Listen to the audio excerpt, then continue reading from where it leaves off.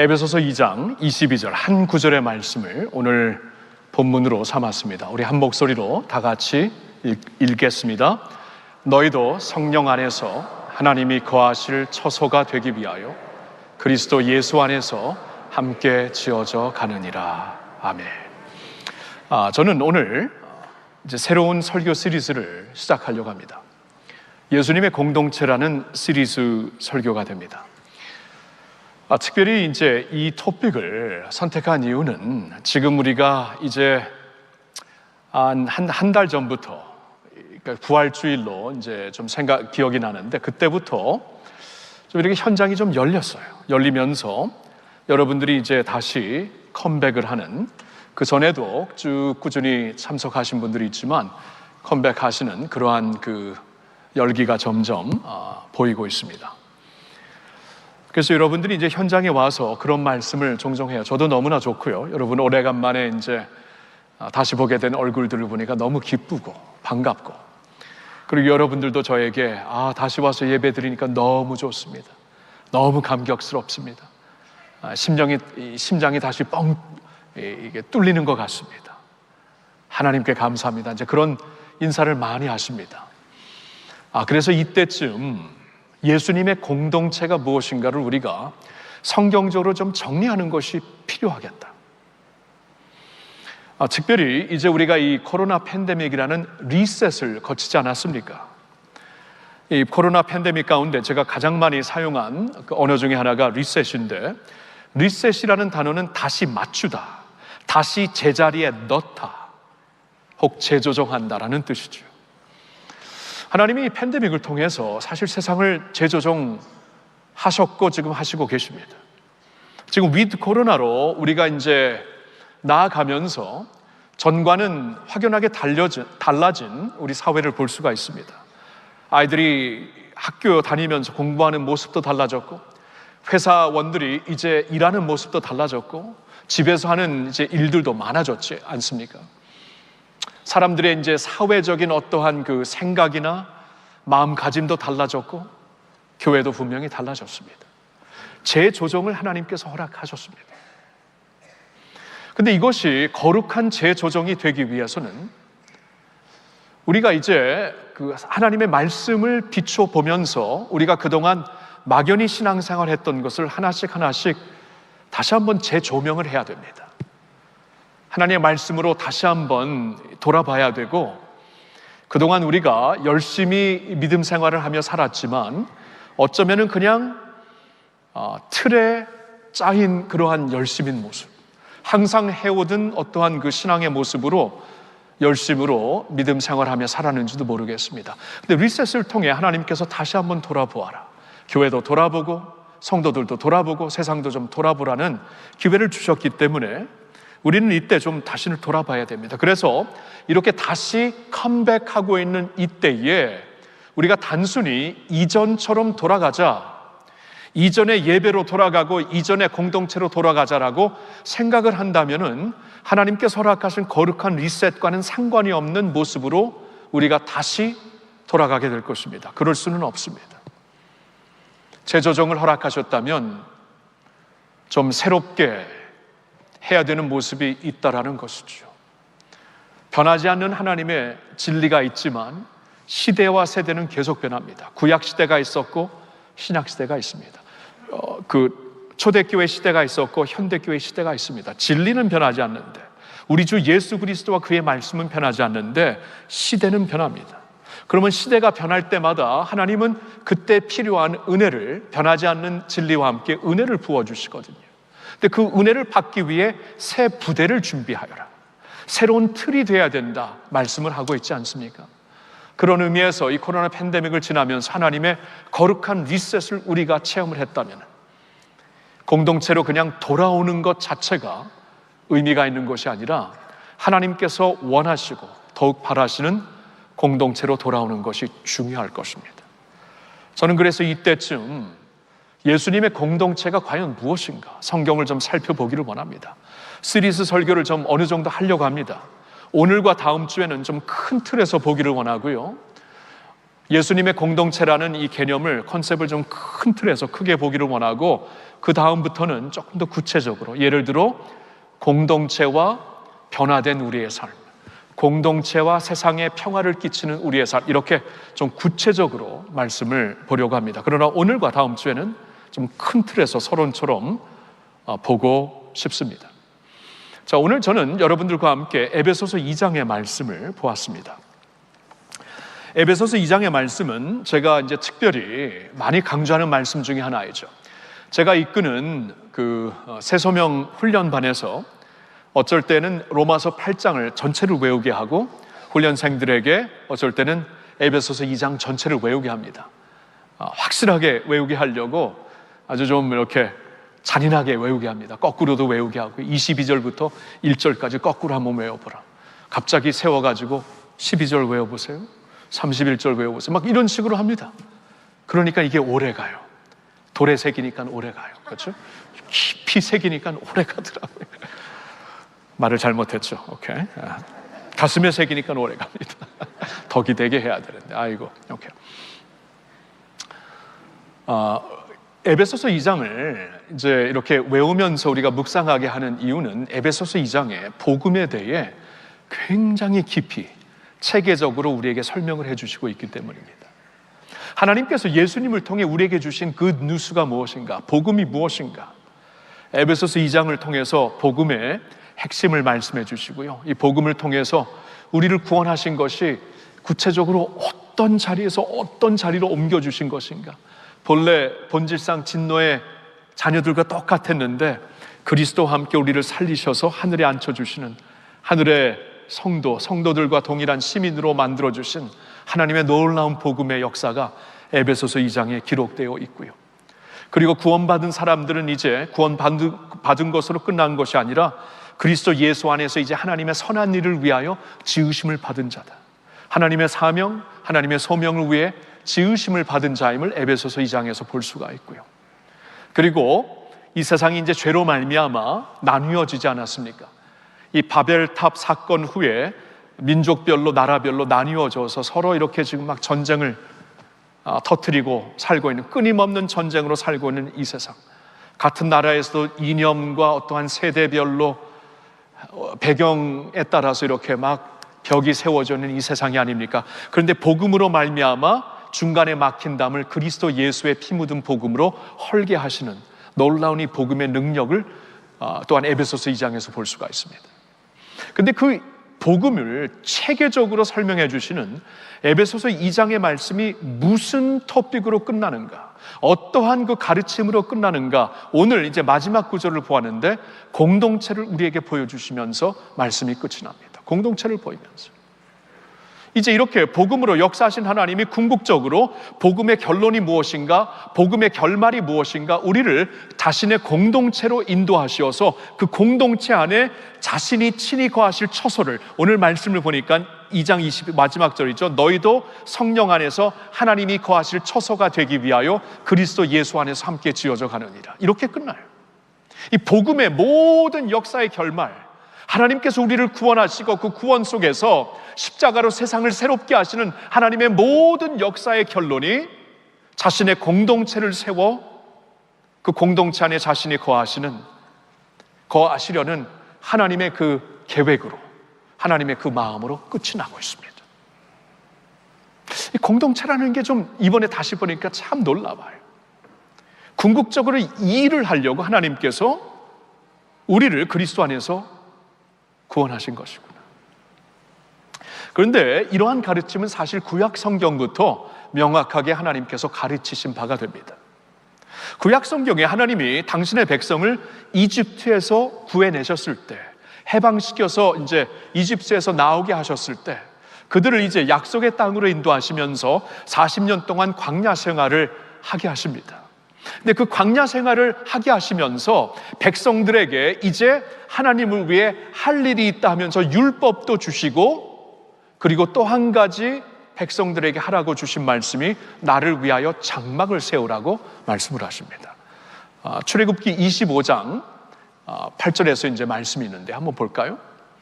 내가 그들 중에 거할 성소를 그들이 나를 위하여 짓되 모세에게 하나님께서 말씀하시는 거예요. 이제 내가 그들 중에 거할 것이다. 그 거할 성소, 생슈어리, 처소를 나를 위하여 짓게 하여라. 이게 내가 원하는 것이다. 나를 위해서 너희들이 할 것은 이것이다. 내가 너희를 위하여 큰 일을 했는데 이제는 너희들이 나를 위해서 할 일이 있는데 나를 위해 성소를 지어 내가 너희들 가운데 거하게 하라. 하나님의 마음을 비춰주시죠. 자, 이 말씀을 조금 더 구체적으로 29장 43절부터 이렇게 말씀을 하십니다. 제가 한 절씩 좀 짧은 코멘트를 할게요. 내가 거기서 이스라엘 자손을 만나리니 내 영광으로 말미암아 회막이 거룩하게 될지라. 그러니까 지금 이스라엘 백성들이 이제 광야로 나와가지고 텐트를 치고 살고 있지 않습니까? 이 공동체를 이루고 있어요. 그래서 약속의 땅에 들어가기 전까지는 막 텐트, 장막을 치고 있는데 하나님께서 내가 거할, 나의 임재가 거할 성소도 장막도 치어라. 내가 그곳에서 내 백성들을 만나리니 나의 영광이 그곳에 임하여 그 회막이 거룩하게 될지라, 성막이 되리라 라고 말씀을 하십니다. 그 다음 구절 보니까 내가 그 회막과 제단을 거룩하게 하며 아론과 그의 아들들도 거룩하게 하여 내게 제사장 직분을 행하게 하며, 이 하나님의 그 성막을 세우게 하시어서 그 앞에 제단을 또한 만들게 하시어서 하나님께서 세워주시는 제사장들로 하여금 제사 제도를 세우십니다. 그러니까 아론과 그 후손들이 이스라엘의 제사장들이 되죠. 그들이 하는 일 중에 가장 중요한 것은 백성들을 위해 동물 제사를 하나님께 올려드립니다. 동물의 피를 흘리게 하여서 그 피로, 생명으로 우리의 죄를 상징적으로 씻게 하시어서 그 제사로 말미암아 사람들이 하나님, 거룩한 하나님께 나올 수 있도록 제사 제도와 제사장 제도를 세우신 것입니다. 그 성막 앞에서 하리라 그 말씀을 하시죠. 45절을 보니까 내가 이스라엘 자손 중에 거하여 그들이 하나님이 되리니 그렇게 함으로 말미암아 나는 너희 안에 거하는 하나님이 되리라. 그러니까 하나님이 멀리서 너희의 창조자 하나님이 되리라고 말씀하신 게 아니라 나는 가까이서 너희들 가운데서 거하는, 근데 너희들을 가운데서 거하기 위해서는 이러한 성막과 이러한 제사 제도를 통해 죄가 깨끗이 씻음으로 말미암아 거룩한 하나님이 이제 너희 안에 거하시게 되리라. 이것이 나의 마음이요 나의 뜻이다. 그리고 46절을 보니까 그들은 내가 그들의 하나님 여호와로서 그들 중에 거하려고 그들을 애굽 땅에서 인도하여 낸 줄을 알리라. 나는 그들의 하나님 여호와이니라. 그러니까 이 성막을 통해 이스라엘 백성들이 40년 동안 쭉 이제 광야 생활을 하면서 왜 하나님이 그들을 애굽 땅에서 인도해 내셨는지를 그들이 알게 되리라. 그 이유는 애굽 땅에서 하나님이, 거룩하신 하나님이 거하실 수가 없기 때문에 그들을 밖으로 인도하여서 그들을 거룩하게 씻으시어 하나님이 그들 가운데 거하시려고 그들을 불러내신 것이다. 여러분, 굉장히 명확하죠. 그러니까 하나님이 당신의 백성을 구원하신 이유는, 궁극적인 이유는 그 가운데서 거하시려고, 그래서 우리 하나님이 되시려고 그렇게 하셨다라는 것입니다.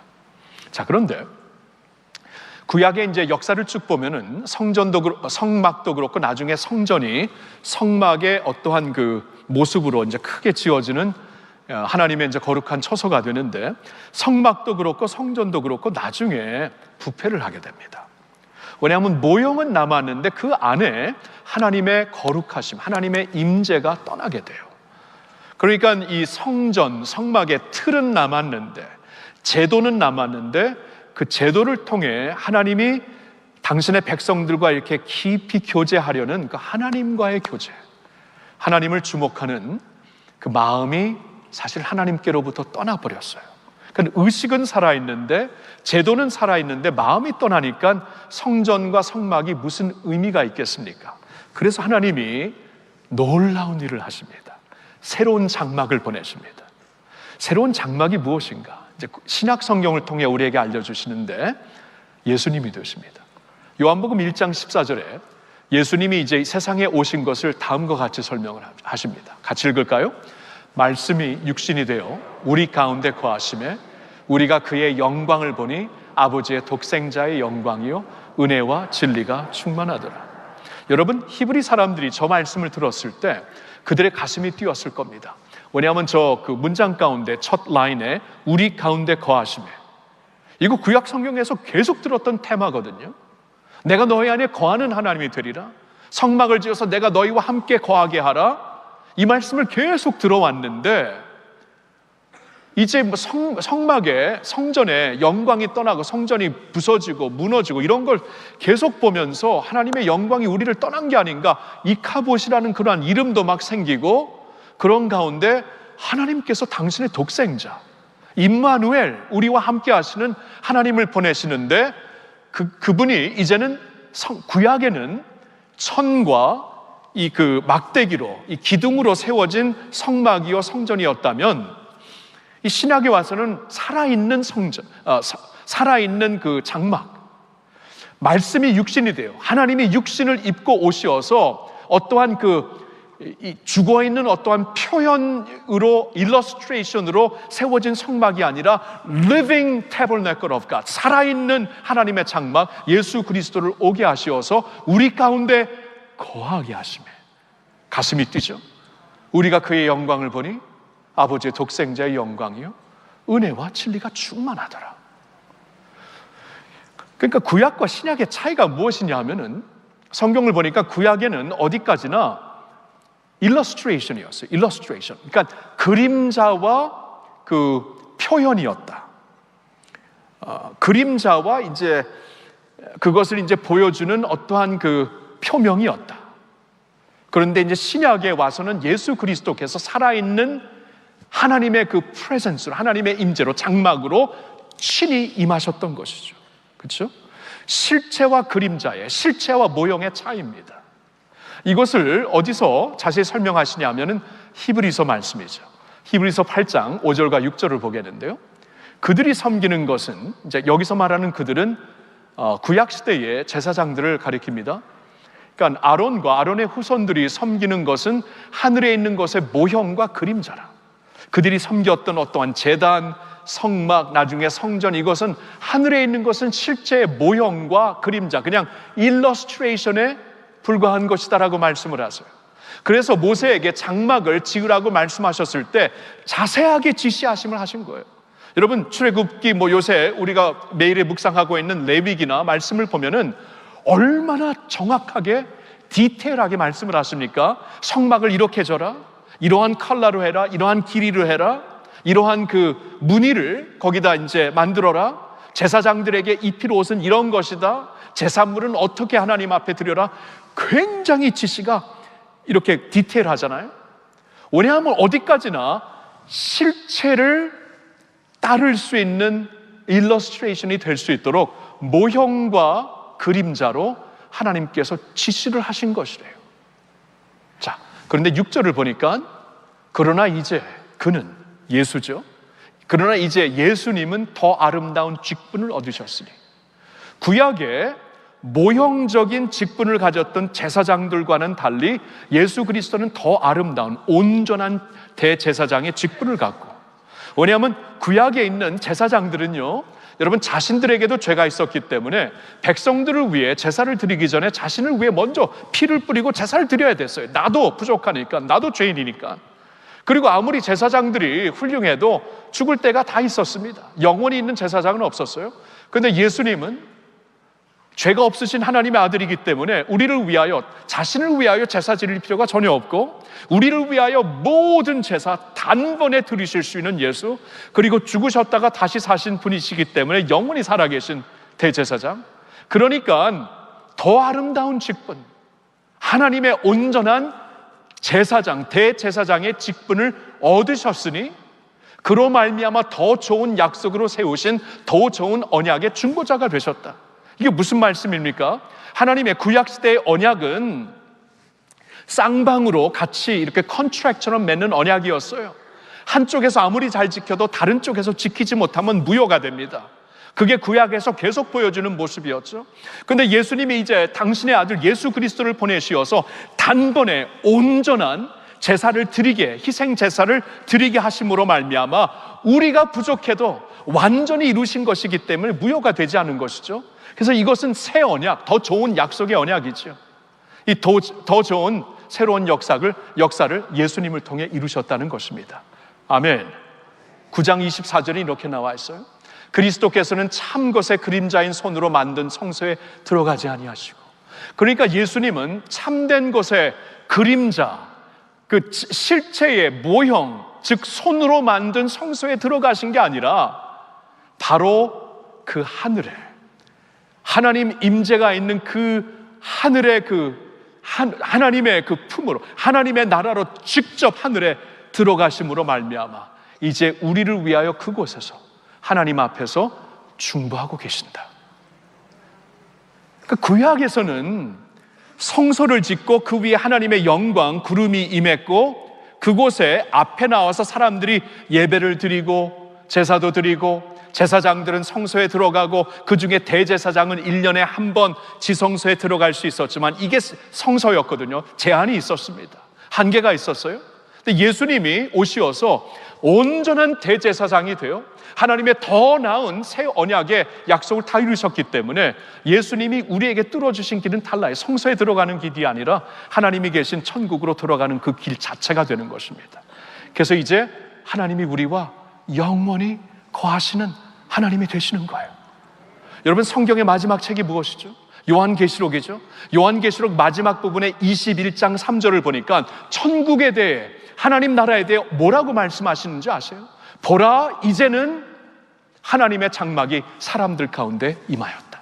이렇게 천국을 어떻게 보여주시냐 하면 하나님께서 이렇게 구약의 성막과 성전, 이제 예수 그리스도를 통해 이루시고자 하는 이 모든 일을 결국 이제 천국에 가서 하나님 나라에서는 하나님의 장막이 사람들 가운데 임하는 곳, 그곳이 천국이다.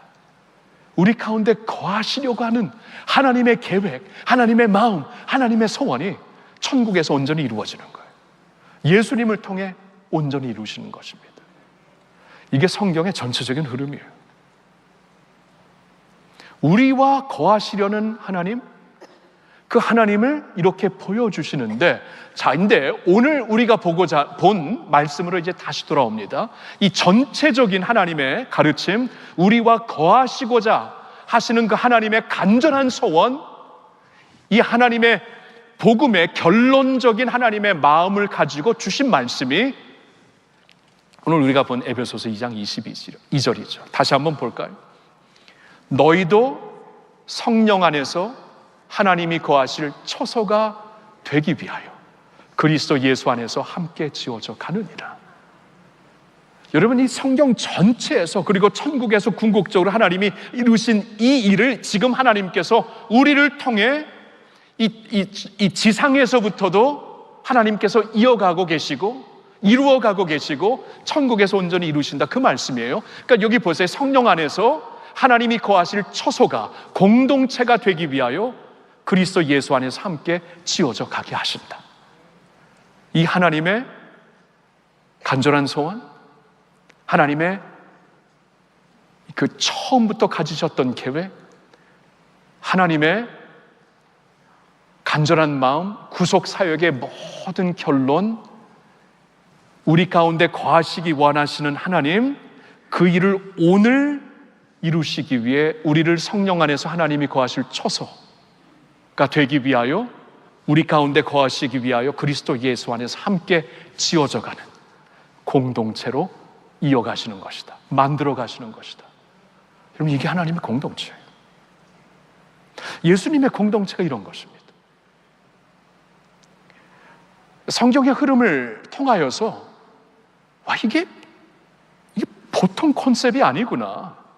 그냥 공동체 이 정도로 생각했고, 공동체가 좋지, 홀로 있는 것보다 좋지, 이 정도로 생각했는데 아니에요. 이게 처음부터 하나님이 가지셨던 계획, 하나님의 소원, 하나님의 마음이었다라는 것입니다. 그게 이제 하나님의 공동체 안에서 그의 거하실 처소와 함께 이루어지는 것이에요.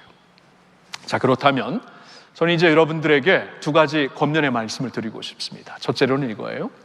예수님의 공동체를 귀하게 봅시다. 귀하게 봅시다. 여러분, 예수님의 공동체 지금까지 어떻게 보셨나요?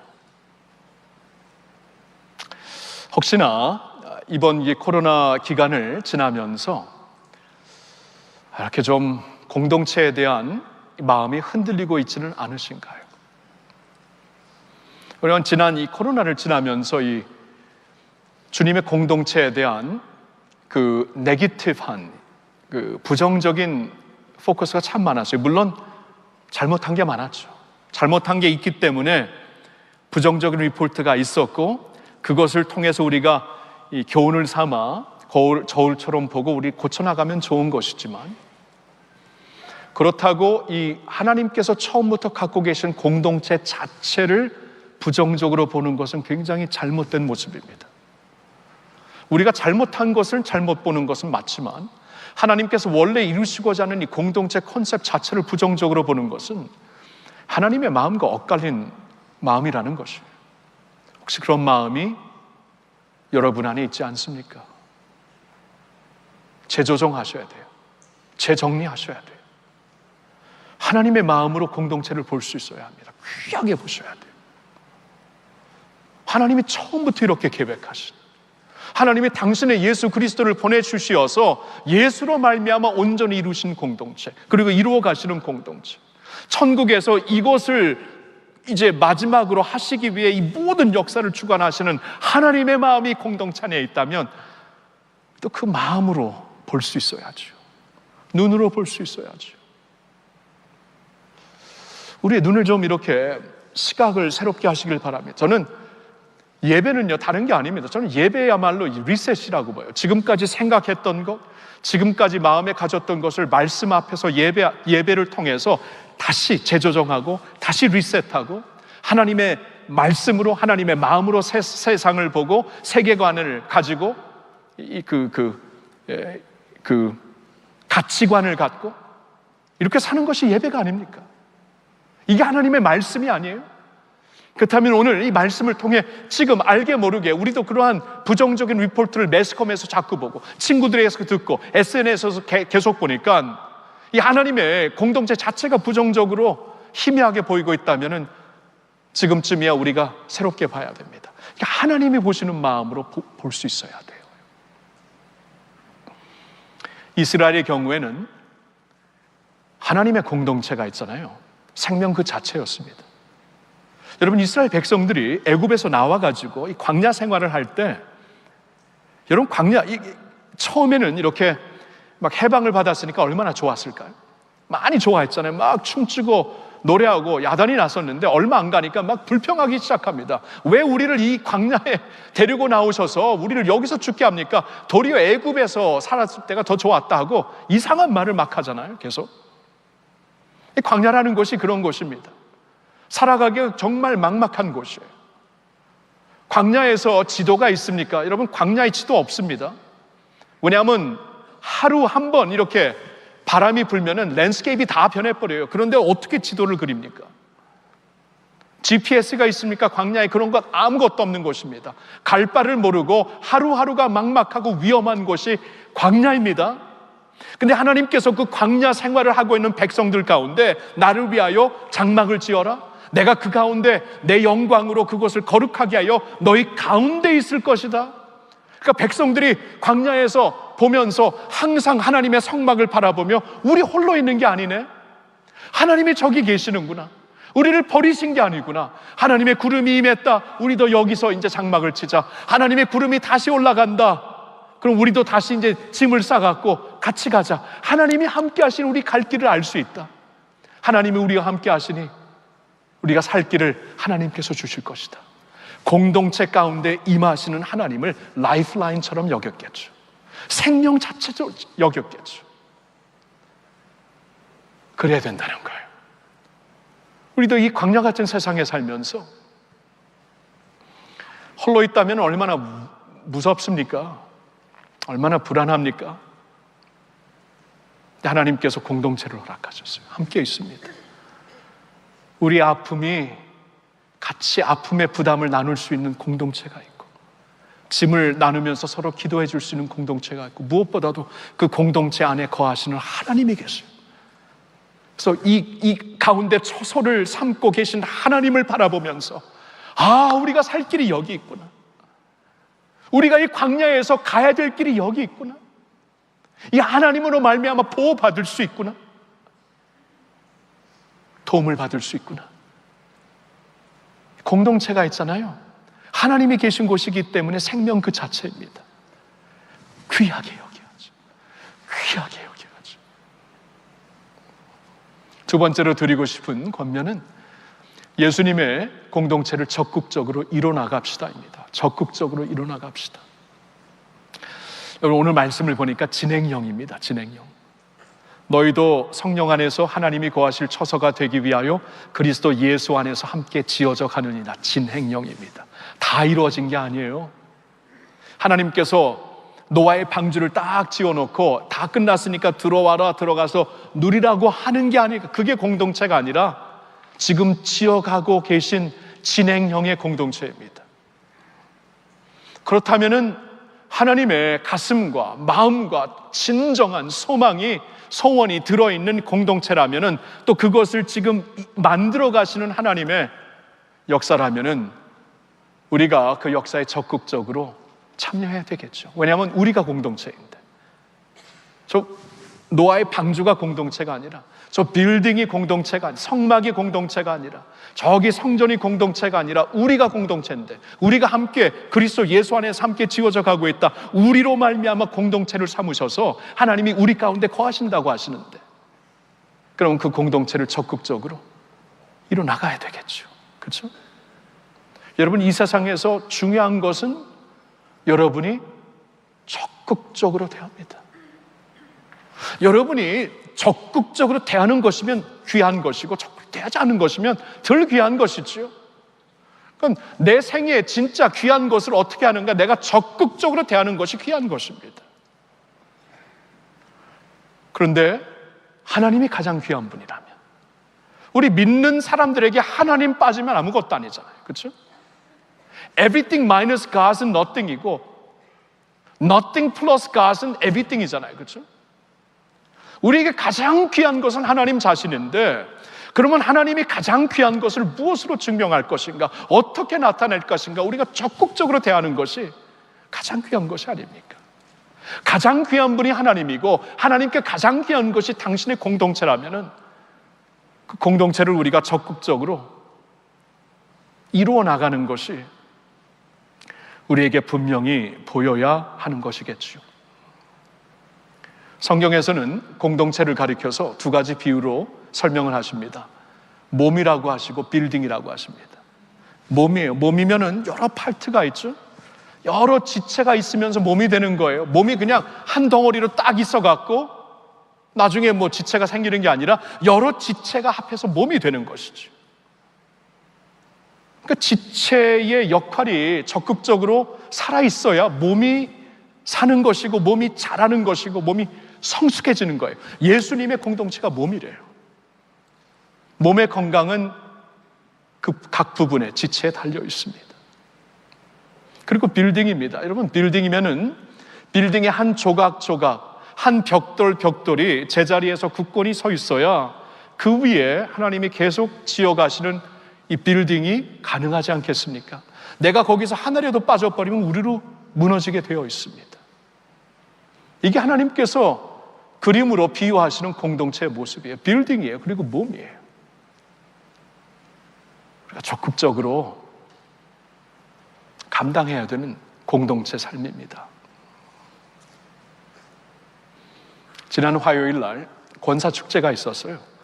5월달에 있는 권사축제는 특별히 은퇴하신 우리 선배 권사님들, 누님들이 특별히 이제 모이는 곳이죠. 초청하고, 물론 지금 심우하시는 권사님들과 함께 우리 선배님들이 특별히 오시어서 이제 축제 자리가 되는데, 여러분 3년 만에 처음으로 했거든요. 코로나 때문에 못하다가 3년 만에 한 축제여서 얼마나 많은 분들이 오셨는지, 중성전이 가득 채워졌습니다. 얼마나 감격스러운지 몰랐어요. 우리 선배 권사님들 중에는 이제 몸이 많이 약해지셔서 이제 임원들이 전화를 드렸을 때, 나는 이번에 갈 수 없어요라고 말하는 분들이 적지 않았거든요. 근데 막상 그날이 되니까 너무나 가고 싶으셔서 택시를 잡아서 스스로 오시고 이 지팡이를 잡고 이렇게 중성전까지 오신 거예요. 그렇게 같이 모였어요. 그러니까 그들 안에 감격이 있는 거예요. 내가 이 세상에서 홀로 있는 것 같은데, 외롭게 있는 것 같은데 공동체가 있다. 이 공동체에 내가 한 파트라는 게 너무나 감격스러워서 가고 싶었던 것이에요. 그러면서 그때 우리가 1부 순서는 이제 예배였거든요. 2부 순서가 축제 시간이었고, 예배 시간에 불렀던 찬양이 있습니다. 여기에 모인 우리. 이 찬양을 부르는데 이게 굉장히 진한 하나님의 감격이 전기처럼 흐르더라고요. 저에게만 있었는지 알았는데 나중에 알고 보니까 모두가 그렇게 느꼈더라고요. 여기에 모인 우리, 주의 은총 받은 자여라. 주께서 이 자리에 함께 계심을 아노라. 언제나 주님만을 찬양하며 따라가리니 시험을 당할 때도 함께 계심을 믿노라. 주님이 뜻하신 일 헤아리기 어렵더라도 언제나 주 뜻 안에 내가 있음을 아노라. 사랑과 말씀들이 나를 더욱 새롭게 하니 때로는 넘어져도 최후 승리를 믿노라. 여기에 모인 우리, 사랑받는 주의 자녀라. 주께서 뜻하신 바 우리 통해 펼치신다. 고통과 슬픔 중에 더욱 주님 의지하오니 어려움 이겨내고 주님 더욱 찬양하라. 이 믿음 더욱 굳세라. 주가 지켜주신다. 어두운 밤에도 주의 밝은 빛 인도하여 주신다. 광야와 같은 세상에 우리 홀로 있지 않습니다. 우리에겐 공동체가 있어요. 참 좋은 소식입니다. 서로 의지하고 기도해 줄 수 있고 나의 아픔을 나눌 수 있고 경험을 나눌 수 있는 공동체가 있습니다. 그리고 그 공동체 안에 하나님이 거하십니다. 하나님이 계시기 때문에 우리가 이 세상에서 때로는 넘어지고 아파하고 때로는 갈 길을 찾지 못하고 주께서 뜻하신 바 헤아리기 어려울지라도 공동체를 통해 내가 여전히 주님의 뜻 안에 있는 것이구나 깨달을 수 있는 것입니다. 이게 주님의 공동체예요. 하나님의 소원이 있는 공동체, 하나님의 마음이 항상 있는 공동체, 하나님의 모든 계획이 결론으로 이루어지는 공동체가 바로 주님의 공동체입니다. 이 공동체를 귀하게 보시고 적극적으로 함께 이루어 가실 수 있기를 예수님의 이름으로 축원합니다. 기도합시다.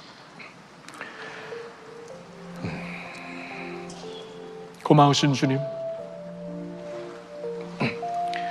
우리가 예수 안에 있음을 너무 감사드립니다. 그리고 예수님 안에 있다는 것이 예수님의 공동체 안에 있다는 것임을 너무나 감사드립니다. 홀로 있으면 정말 쉽게 쓰러지고 낙심할 수밖에 없는데 여기 주님의 공동체가 있어서 너무나 감사합니다. 그리고 그 공동체의 처소를 세우시고 우리와 함께 하시는 하나님이 계시어서 너무나 감사합니다.